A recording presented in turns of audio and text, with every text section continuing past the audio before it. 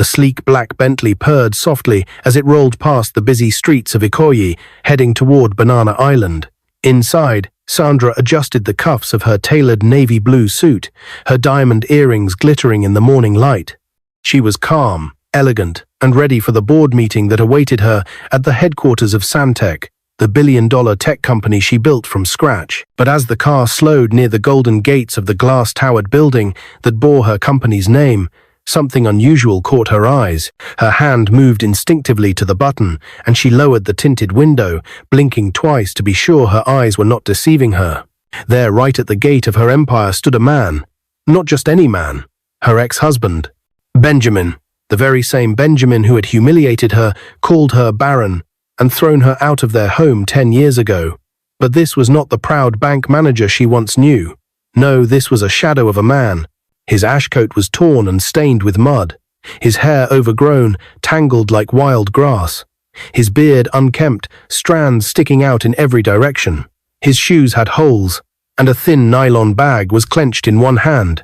And then Sandra saw it, his trembling hand stretched forward in begging. The once proud man who had mocked her now stood at the gate of her billion-dollar company, asking for crumbs just to survive another day. Her heart thundered. The driver looked at her through the rearview mirror, waiting for an order. But Sandra couldn't speak.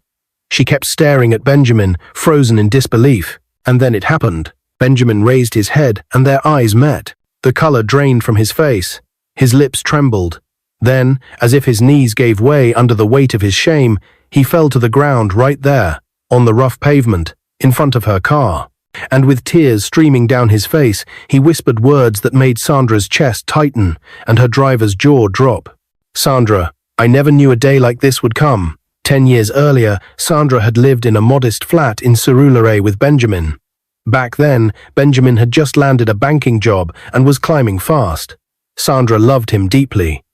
She cooked for him, prayed for him, and believed in his dreams as much as her own. But as Benjamin rose, his love fell. He began to come home late, smelling of expensive cologne she hadn't bought. He no longer looked at her with the eyes of a husband, but with the disdain of a man who thought he deserved better. And then came the night he threw her out. Rain had beaten the streets of Lagos, and Sandra stood shivering with her small bag in hand, tears mixing with raindrops. Benjamin's words echoed in her ears like curses that refused to fade. You are barren, a bad luck in my life. Get out of my house before you destroy me completely. She had begged, she had cried. But he pushed her into the rain, shut the door, and never looked back. That was the night Sandra thought her life was over. But it was also the night her story began. Sandra blinked away the tears as the memories hit her. She was no longer that broken woman. She was now Sandra Okoye, the billionaire CEO of Samtech, owner of one of the biggest tech companies in Africa. But here was Benjamin, once her husband, now on his knees, looking up at her with tears cutting lines through the dirt on his face. Please, forgive me, he cried, his voice hoarse, cracking. Sandra, I was wrong. I allowed my pride and position to blind me. The woman I threw you out for, Juliana, she ruined me. She stole my money, hacked accounts, and fled. I was jailed for 8 years. I lost everything, everything. His body shook as sobs racked his chest. Sandra's driver shifted uncomfortably, his eyes wet as he looked at her through the mirror. The air was heavy, thick with a silence no one wanted to break. And then Benjamin said words that stabbed Sandra's heart deeper than all else. Is greater than. Sandra, I roam the streets of Lagos, begging for food, while you stand before me a queen. Please, give me one more chance at life. Sandra's lips parted, but no words came out. Her eyes filled with tears she had promised never to shed for him again. The car engine hummed softly, waiting. Would she drive past? Would she take revenge? Would she even look at him again? But Sandra did something no one expected. She opened the car door, stepped out in her heels, and walked toward the man who had once destroyed her. And at that moment, Benjamin froze, because what Sandra said next would change everything. Sandra's heels clicked against the marble pavement as she walked slowly toward Benjamin.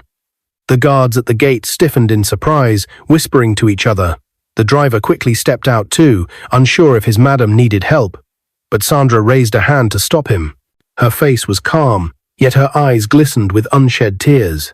She stood over Benjamin, who remained on his knees, shaking like a leaf in the harmattan wind. "Benjamin," she said softly, her voice heavy with emotions. At the sound of her voice, he flinched. He bowed his head lower, unable to meet her eyes. His hands trembled as they clutched the hem of her suit. "I destroyed everything," he muttered. "I mocked you. I threw you out. I called you barren, and now look at me. A beggar." Sandra's chest rose and fell. For a moment, she thought of walking away, letting him drown in the ocean he created for himself. But then, another thought pressed against her heart, a secret she had carried for 11 years. She bent slowly, her voice trembling now. "Benjamin," she whispered, "the day you threw me out and called me barren, I was already 2 months pregnant." Benjamin's head snapped up, his eyes widening in disbelief. "What?" His lips barely formed the word. Sandra straightened, her tears finally slipping down her cheeks. "Yes, you heard me. 2 months pregnant. You never cared to listen. You blocked my calls. You threw me into the rain like garbage. And when I tried to reach you, you turned your back." Benjamin's breathing grew ragged. He shook his head violently, as if refusing to accept the truth. No, that's not possible. Pregnant? You had a child?" Sandra's eyes hardened. "Not one. 2. Twins. Their names are Mimi and Mara. They are 11 years old now, beautiful and brilliant. Your daughters." The words hit Benjamin like a thunderbolt. His knees buckled, and he nearly fell flat on the ground. "Daughters?" he choked. His dirty hands gripped his head, pulling at his tangled hair. "Sandra? My children? I have children?" Sandra folded her arms, her voice steady but cold. "Yes, children you never knew. Children you lost because you chose pride, because you chose another woman over your wife. You threw me away for Juliana, the same woman who ruined you." Benjamin let out a broken cry that echoed across the gate. Some staff who had gathered at a distance stared in shock, whispering about the drama unfolding before their eyes. I destroyed everything," he sobbed. "I destroyed my home, I destroyed you, and I abandoned my daughters before I even knew them. God, forgive me." His body shook uncontrollably. He clutched at Sandra's skirt, tears soaking the expensive fabric. The driver quickly moved forward, trying to pull Benjamin back, but Sandra raised her hand again. "Leave him," she said quietly. "Let him cry." And Benjamin did cry, like a man who had finally seen the ruin of his pride. As she watched him break down, Sandra's mind went back to the night she walked into the rain with nothing but her dignity. That night, she had sworn never to let a man's words define her again. She rented a small one-room apartment in Ajegunle. She worked during the day in a cyber cafe and studied software engineering at night. She pushed herself until she earned a scholarship, and from there, she pitched her ideas in front of global investors. When she won her first $10 million grant, she cried herself to sleep, remembering the names he called her. Today, she was not just Sandra. She was Sandra Okoye, CEO of Santec, one of the most powerful women in Nigeria. And here, kneeling before her, was the man who once called her barren. Sandra took a deep breath, her voice cutting through Benjamin's sobs. "I could leave you here, Benjamin.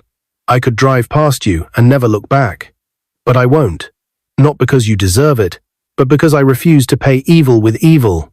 Benjamin lifted his head slowly, his eyes swollen with tears, his lips trembling. What do you mean, Sandra?" he whispered. Sandra looked down at him with steady eyes. "I will not give you money for food. No. Instead, I will give you something greater, a second chance at life. You will not be my husband again. That door is closed forever. But you will work under me." The crowd of staff gasped. Benjamin froze, staring at her. "Work? Under you?" "Yes," Sandra said firmly. "You will join the accounting department at Santec. With your experience, you can still be useful. But you will take orders from me, Benjamin, from the woman you once humiliated." Her words sliced through the air like sharp glass. Benjamin's mouth opened, but no words came out. He looked at her, then at the golden building behind her, then back at her again. Slowly, very slowly, he lowered his head to the ground, pressing his forehead against the pavement. "Thank you," he whispered. His voice cracked. "Thank you, Sandra. You don't know what you've done for me." Sandra's driver swallowed hard, tears brimming in his eyes as he glanced at his boss with pride. And Sandra? She stood tall, her heart heavy yet free. She had not just faced her past, she had conquered it, but deep inside, she knew this was only the beginning. Benjamin stood in front of the grand glass building of Santec headquarters, his heart pounding harder than it had in years. The day before, Sandra had told him to return, freshly cleaned, to begin his new role. And now here he was dressed in a borrowed black suit, his hair neatly trimmed, his beard shaved clean. As he gazed at his reflection on the polished glass doors, a bitter truth washed over him. He was no longer the proud bank manager who had once mocked Sandra. He was now a man starting all over, humbled to the core, about to work under the woman he had once despised. He swallowed, adjusted his tie nervously, and stepped inside. First day at Santec. The reception area was buzzing. Staff walked briskly in tailored suits, carrying laptops and files. The air smelled of wealth and power, something Benjamin once thought belonged only to him. When Sandra walked in, the entire staff rose in unison. "Good morning, ma'am," they chorused. Sandra, elegant in a white silk blouse and navy skirt, acknowledged them with a nod. Her eyes swept across the hall until they landed on Benjamin. He stood awkwardly at the corner, clutching the strap of a worn leather briefcase she had bought for him with the cash gift. "Follow me," Sandra said simply, her tone calm yet commanding. He obeyed without a word. Sandra led him to the accounting department, where the head of accounts, Mr. Peters, waited. "This is Benjamin," she announced. "He's joining us today. Treat him as one of your own. He will work directly under me." The room fell silent for a second, some staff exchanging curious glances, others whispering. Benjamin kept his eyes low, his face hot with shame. "Yes, ma'am," Mr. Peters said respectfully. Sandra turned to Benjamin. "Work hard. Prove yourself. That's all I ask." "Yes, ma'am," he whispered. As Sandra walked away, Benjamin finally exhaled, realizing the second chance was real. Later that evening, Sandra sat in her Lekki mansion, sipping tea in the living room. Across from her sat two young girls, Mimi and Mara. They were identical twins, both with smooth brown skin and sparkling eyes that carried the same stubborn fire Sandra once had at their age. Mimi had her hair braided neatly into cornrows, while Mara wore hers in free-flowing curls. "Mom," Mimi said carefully, "why are you so quiet?" Sandra placed her cup down. She had delayed this moment long enough. "Girls, there's something I must tell you. Something about your father." Both girls froze. The word father was one Sandra rarely used. "What about him?" Mara asked, her voice trembling. Sandra took a deep breath. "You've asked me before where your father is. I always told you it wasn't the right time. But now you're old enough. Your father is alive. And he's working at Santec." The twins gasped, their eyes widening. "Working at Santec?" Mimi whispered. "You mean he's here in Lagos?" Sandra nodded slowly. "Yes. His name is Benjamin." Mara's lips trembled. "Why didn't he ever look for us?" Sandra's throat tightened. She forced herself to remain calm. "Because he made mistakes. Big ones. He abandoned me before you were born. But life has humbled him. He has nothing now. Nothing but regret. And for the bid, and we moin turned to them." The girls sat in silence, their emotions clashing between anger, curiosity, and the deep longing of children who had never known a father's embrace. Finally, Mimi whispered, "Can we see him?" Sandra hesitated. She knew this moment could break or heal them all. But the time had come. "Yes," she said softly. "Tomorrow." The next day, Benjamin sat at his desk in the accounting department, reviewing files nervously. He still felt like an outsider, though the staff had begun warming up to him. Suddenly, his phone buzzed. It was a message from Sandra. "Come to my office immediately." He wiped his palms on his trousers and hurried up. When he entered, he froze. Seated on the leather sofa were two girls' mirror images of each other, looking straight at him. "Benjamin," Sandra said firmly, her voice carrying weight. "Meet Mimi and Mara, your daughters." Benjamin's world spun. His knees weakened. His eyes filled with tears before he could stop them. My daughters?" His voice cracked. The twins stared at him, their eyes cold yet searching. Mara's voice was sharp. "So, you're the man who abandoned our mom, who called her barren?" Benjamin dropped to his knees instantly, tears streaming down his face. Yes, I was a fool. The worst kind of man. I hurt your mother. I destroyed everything, and I never even knew I had angels like you in this world. Please, please forgive me." The twins exchanged a glance. Mimi's eyes softened slightly, but Mara's stayed hard. Sandra's eyes brimmed with tears as she watched the scene. This was the moment she had both feared and longed for. Benjamin reached out with trembling hands. "Please, let me be in your lives, even if just as a shadow. I don't deserve to be called your father, but let me be here." The room was silent, so silent that the ticking clock on the wall echoed like thunder. And then, Mimi stood up, walked slowly to Benjamin, and placed her small hand on his shoulder. "But Mara?"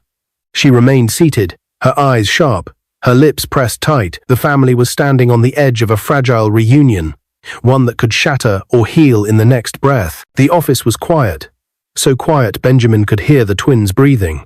Mimi's hand rested lightly on his shoulder, her eyes shimmering with a cautious softness.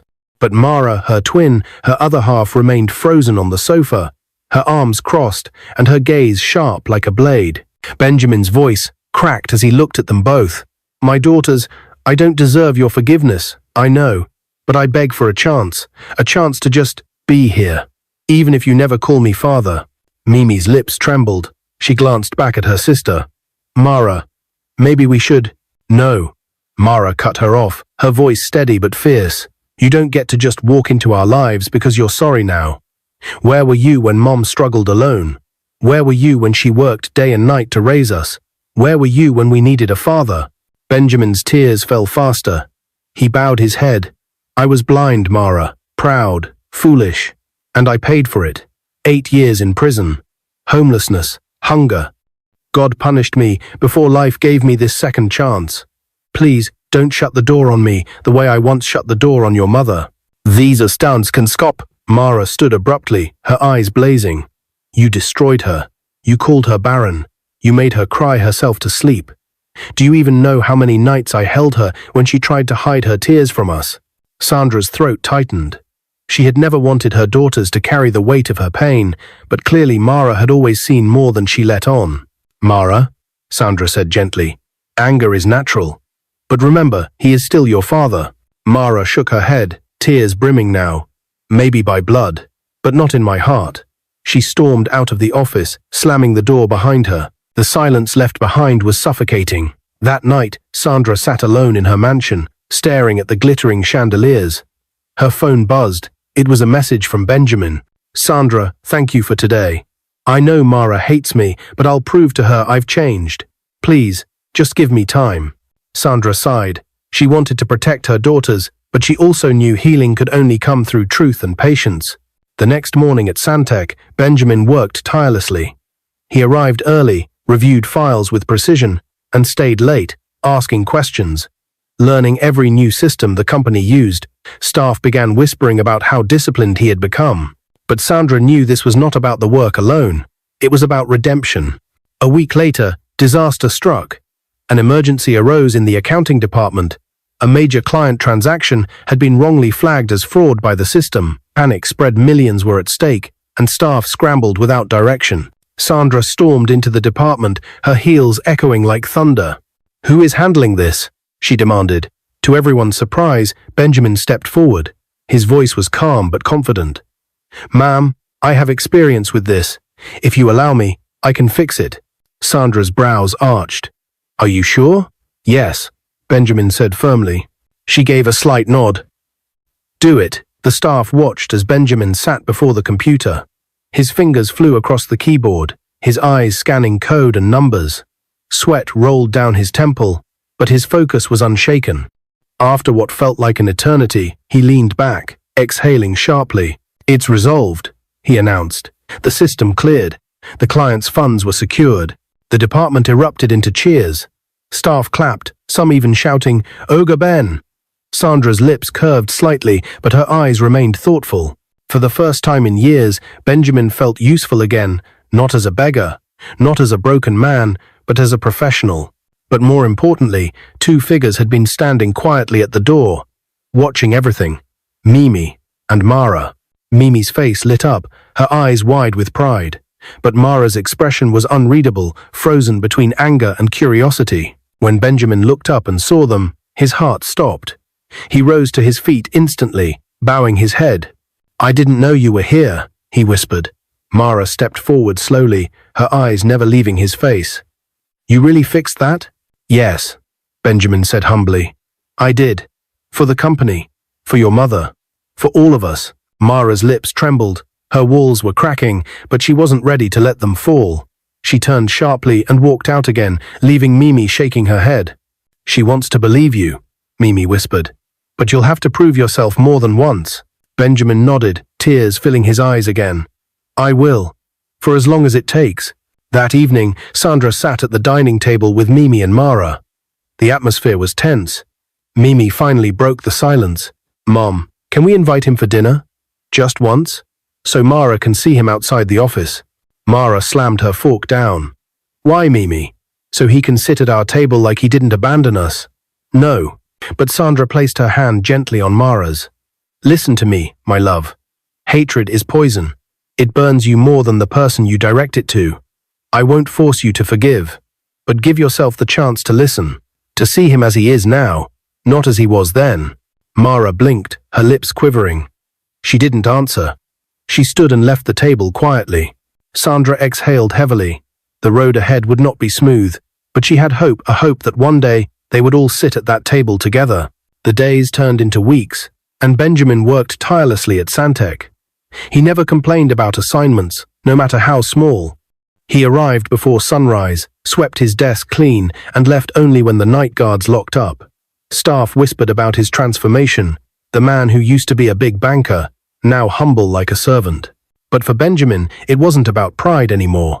It was about proving himself worthy not to Sandra, not even to Mimi, but to the one heart that still refused to let him in, Mara. One Saturday, Sandra surprised the girls with an announcement. "Your father wants to attend your school's end-of-term speech and prize-giving ceremony," she said carefully. Mimi's eyes lit up. "Really? That would be wonderful." Mara froze, her fork halfway to her mouth. "What? No, he can't come. I don't want people seeing him and thinking he's my dad." Sandra's tone sharpened. "Mara, enough. You may not want to forgive him, but he has a right to see his children. And besides, this isn't just about you. It's about healing for all of us." Mara's jaw tightened, but she said nothing. That Saturday, the school hall was buzzing with parents and guests. When Sandra walked in, heads turned. She was a vision of elegance, her reputation as one of Nigeria's top CEOs preceding her. But whispers quickly shifted when Benjamin appeared beside her. Dressed in a simple suit, he kept his head low, clutching a bouquet of flowers nervously. Mimi spotted him first from the stage. Her face broke into a smile. Mara, seated beside her, stiffened and looked away. When the principal announced awards, both twins were called up. Mimi for Best in Mathematics, Mara for Overall Best Student. As they stood on stage, Benjamin couldn't hold back his tears. He clapped until his palms stung, his chest heaving with pride. When they returned to their seats, he approached quietly, holding the bouquet. He handed one half to Mimi, who accepted with a wide grin. Then, trembling, he turned to Mara. "These are for you," he whispered. Mara stared at the flowers, her face hard. The hall buzzed as people watched. After what felt like forever, she pushed the bouquet back into his hands. "I don't need flowers from a stranger," she said coldly. Benjamin's hands shook. His tears spilled openly. But he did not argue. He bowed his head. "I'll wait, for as long as it takes." The hall fell silent. Parents and students alike watched with mixed emotions. And in that silence, Mara felt something twist deep inside her, a crack in the walls she had built. 2 weeks later, fate intervened. Mara was walking home from a tutorial class when a reckless driver swerved onto the sidewalk. She froze, paralyzed with shock, as the car sped toward her. Out of nowhere, strong arms yanked her aside. She tumbled to the ground, her heart racing. When she looked up, her eyes widened. Benjamin stood there, panting, his arms scraped and bleeding where the car had grazed him. "Mara," he gasped. "Are you hurt?" She blinked, trembling. You saved me." He smiled weakly, tears brimming. "I would give my life for you, both of you. Don't ever doubt that." Mara's lips trembled. For the first time, she saw not the man who abandoned her mother, but the broken father, trying desperately to make things right. Slowly, hesitantly, she wrapped her arms around him. "Dad," she whispered. Benjamin froze. Then his arms closed tightly around her, his tears soaking her hair. Sandra, who had arrived moments later in her car, watched from a distance, her own tears flowing freely. For the first time in over a decade, her family was standing together. Not perfect, not healed completely, but finally on the path. Weeks passed, and something remarkable happened. Mara softened. She laughed more, spoke gently to her father, and even began sitting beside him at dinner. The mansion that once held only Sandra's strength now echoed with new laughter. One evening, Sandra sat with the twins on the balcony, the Lagos skyline glittering beyond. "You see, girls," she said softly, "pain doesn't have to define us. Forgiveness is not weakness. It's power." Mimi rested her head on her mother's shoulder. Mara, holding her father's hand, nodded slowly. Benjamin, overcome with emotion, whispered, "Sandra, I can never repay you for this, for giving me a second chance, for not letting bitterness win." Sandra turned to him, her eyes steady. "You don't owe me, Benjamin. You owe them our daughters. Just be the father they deserve." Benjamin nodded, his face wet with tears. "I will, for the rest of my life." Months later, Santex celebrated its 20th anniversary gala. The hall glittered with chandeliers and laughter. Sandra stood tall as the queen of the night, flanked by Mimi and Mara in elegant gowns. Benjamin stood at the back, dressed humbly, clapping as she gave her speech. When the twins spotted him, they rushed to his side, pulling him to the front. And for the first time, the world saw them not as broken pieces of a shattered past, but as a family that had survived betrayal, pride, and pain. If you like this story, comment, share, and subscribe to our channel for more interesting stories.